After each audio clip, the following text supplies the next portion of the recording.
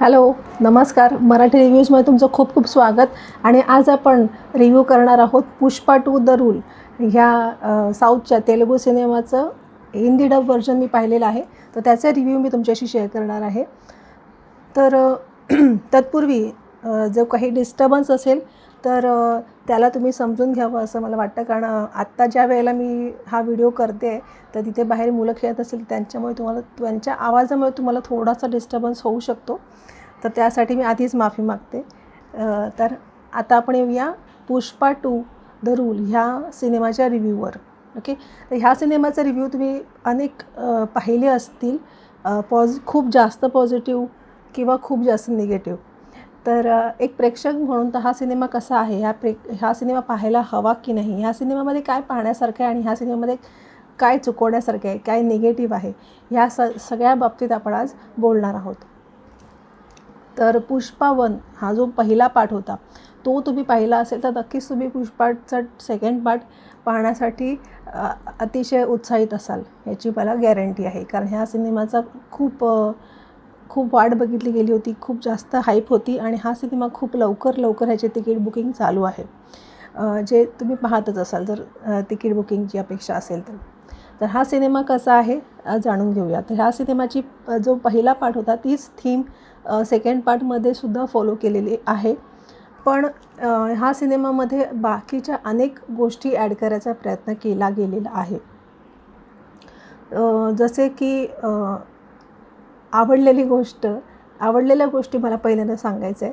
तर आवडलेली गोष्ट म्हणजेच की स्त्रियांचं जे प्रोटेक्शन व्हायला हवं किंवा त्यांच्या बाबतीत ज्या काही गोष्टी घडत आहेत, त्यांचं किडनॅपिंग, त्यांचं रेप, ह्या ज्या गोष्टी घडत आहेत त्या संदर्भातसुद्धा सिनेमामध्ये काही गोष्टी दाखवल्या गेलेल्या आहेत आणि ते चांगलं वाटलं बघायला. तसेच नवरा बायको यांचे संबंध चांगले दाखवलेले आहेत. त्याच्यात पुष्पाराज हा जो आपला हिरो आहे सिनेमाचा, तो त्याच्या श्रीवल्लीचं किती ऐकतो आणि त्याला तिचं किती कौतुक आहे बायकोचं, हे सुद्धा यात दाखवलेलं आहे. ऑफकोर्स स्त्रियांना ही गोष्ट आवडण्यासारखी आहे, तशीच ती मलाही आवडली, म्हणून ही दुसरी वाखाणण्यासारखी गोष्ट. त्यानंतर तिसरी गोष्ट जी सगळ्यांनाच माहिती आहे ती म्हणजे पुष्पाराज ह्याचा स्वॅग, ह्याचा ॲटिट्यूड जो पहिल्या सिनेमात होता तो ह्याच्यापेक्षा डबल झालेला तुम्हाला इथे दिसणार आहे आणि ती पूर्ण सिंडिकेट आता पुष्पाराजच्या हातात आहे. तर तो पुष्पाराज काय काय करतो आहे हे ह्या सिनेमात आपल्याला दिसतं आहे. तर पूर्वीच्या पार्टपेक्षा हा सिनेमा मोठा आहे, अजून मोठा करायचा प्रयत्न केलेला आहे. तर हा सिनेमा पाहत असताना तुम्ही थिएटरमध्ये पाहत असाल तर अक्षरशः लोक मोठ्याने ओरडतात. मोठ्या थिएटर्समध्ये सुद्धा, मल्टिप्लेक्समध्ये सुद्धा पुष्पाराजच्या एंट्रीवर, त्याच्या डायलॉग्सवर, त्याच्या ॲक्शन सीन्समध्ये सुद्धा. तसेच अजून एक आवडली गेलेली गोष्ट म्हणजे ते महाकालीचं जे गाणं आहे ते उत्तम चित्रित झालेलं आहे बघायला आणि त्याच्यातले वर्ड्ससुद्धा इफेक्टिव्ह आहेत. अल्लू अर्जुनने खूप चांगल्या प्रकारे एक्सप्रेशन दिलेले आहेत. अल्लू अर्जुनचं कामसुद्धा खूप चांगलं झालेलं आहे. त्याने तोड काम करायचा प्रयत्न केलेला आहे, याच्यामध्ये पुरेपूर त्याचा वापर करून घेतलेला आहे दिग्दर्शकाने असं मला वाटतं. तसेच फहाद फाजिल यांनीसुद्धा चांगलं काम केलेलं आहे, पण फहाद फाजिल यांचं मी हल्लीच थोडेसे पॉझिटिव्ह बघितल्यामुळे त्यांना निगेटिव्ह रोलमध्ये बघताना थोडंसं मला ऑड वाटत होतं, पण तरीसुद्धा त्यांनी खूप चांगलं काम केलेलं आहे. एक विलन म्हणून ते अतिशय चांगलं काम करू शकतात, म्हणजे कुठल्याही त्यांना कॅरेक्टरमध्ये बसवा ते चपखलपणे त्याच्यात ॲडजस्ट होतात. सो तसं त्यांनी काम केलेलं आहे, जे दरवेळेला ते करतात. फाफाबद्दल मी बोलेन. अल्लू अर्जुनचं तर तुम्हाला माहितीच स्वॅग आहे, स्वतः तो हिरो आहे आणि त्याच्या नावावरच सिनेमा आहे, त्यांच्या अवतीभोवतीच पूर्ण सिनेमा फिरतो आहे. सो तसंच त्यांनी काम केलेलं आहे. तर ह्या झाल्या सगळ्या चांगल्या गोष्टी. श्रीवल्ली रश्मिका मंदाना सिनेमामध्ये चांगली दिसते. तिने एक बायको म्हणून, एक लग्न झालेली स्त्री जी असते ती कशी असते किंवा तिच्या काय भावना असतात नवीन लग्न झालेल्या स्त्रीच्या, ते ह्यात दाखवण्याचा प्रयत्न केलेला आहे. नवरा बायकोचे संवाद, त्यांच्यातले संबंध, सुरुवातीचे जे दिवस असतात ते सगळं याच्यात दाखवलेलं आहे. ओके, त्याच्यानंतर सिनेमाची एंडिंग खूपच जास्त शॉकिंग होती. ते तुम्ही चुकवू नये. तसंच काही काही गोष्टी आहेत ज्या चेस करण्यासारख्या गोष्टी आहेत किंवा जो पाठलाग आहे किंवा जो की पुष्पराज कसं काही आपला माल वाचवतो वगैरे, हे सगळं जे काही आहे ते पाहण्यासारखं आहे. ओके, ह्या सगळ्या पॉझिटिव्ह गोष्टी मी तुम्हाला सांगितलेल्या आहेत. आता आपण येऊया निगेटिव्ह गोष्टींकडे. तर निगेटिव्ह गोष्टी म्हणजे हा एक मास मसाला म्हणजे प्रो व्हर्जन म्हणेन, त्याच्या मास मसालाचं अजून पुढचं व्हर्जन मी म्हणेन हा सिनेमा आहे. जसं मास मसाला सिनेमामध्ये आयटम सॉंग्स असतात, त्याच्यात थोडासा मिर्च मसाला असतो, स्पाइस अप केलेला असतो. सो हा सिनेमा तसा आहे. लार्जर दॅन लाईफ जसे साऊथचे सिनेमा असतात तसे आहे. खूप जास्त डोकं लावायचं नाही आहे, खूप जास्त लॉजिकचा वापर न करता किंवा डोकं बाजूला ठेवून बघण्यासारखा सिनेमा, एन्जॉय करण्यासारखा सिनेमा. डोळ्यांना तुम्हाला चांगल्या चांगल्या गोष्टी दाखवायचा त्यांनी प्रयत्न केलेला आहे. परंतु निगेटिव्ह गोष्टी, खटकलेल्या गोष्टी, एक तर गोष्ट मी तुम्हाला सांगितली की लॉजिकल नाही आहे, पूर्णपणे लॉजिकल नाही आहे. काही ठिकाणी सिनेमा भटकतो असं जाणवतं आपल्याला. गाणी स्पेशली जी किसिकचं गाणं आहे, त्यानंतर जे पिलिंगचं गाणं आहे, ॲक्च्युली फिलिंग आहे पण ते पिलिंग म्हणून आपलं दाखवण्यात आलेलं आहे. तर ते फिलिंगचं जे गाणं आहे, ही 2 गाणी मला निगेटिव्ह वाटली.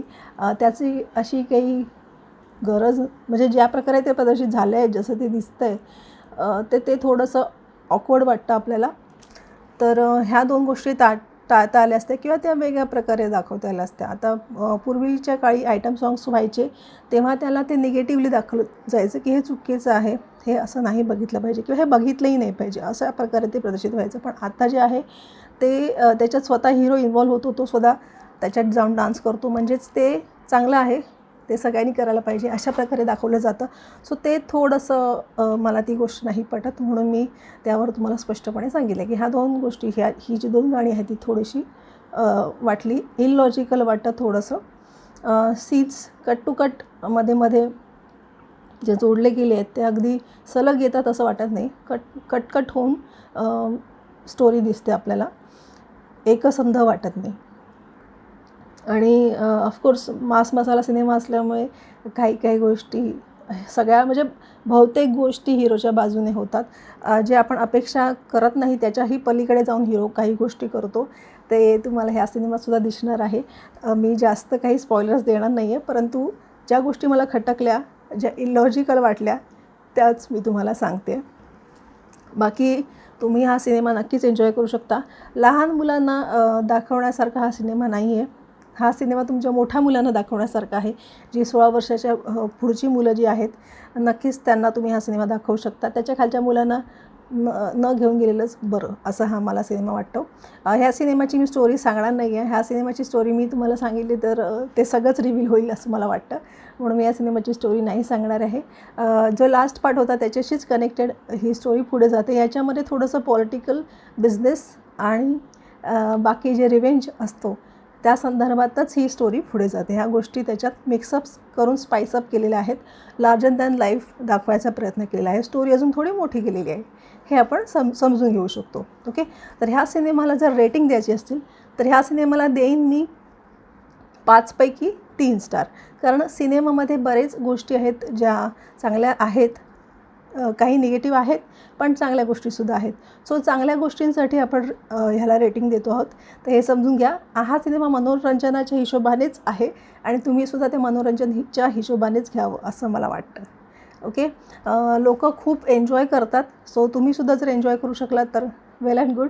सो अशा प्रकारे मी ह्या सिनेमाला 5 पैकी 3 स्टार दिलेले आहेत. लहान मुलांना घेऊन जाऊ नका. 16 वर्षाच्या पेक्षा मोठ्या मुलांना घेऊन गेलात तर जास्त चांगलं होईल. ओके, सो हा होता माझा रिव्ह्यू. तुम्ही जर हा सिनेमा पाहिला असेल तर तुम्हाला हा रिव्ह्यू कसा वाटला हेही सांगा. तुमचा रिव्ह्यू कसा होता तोही सांगा.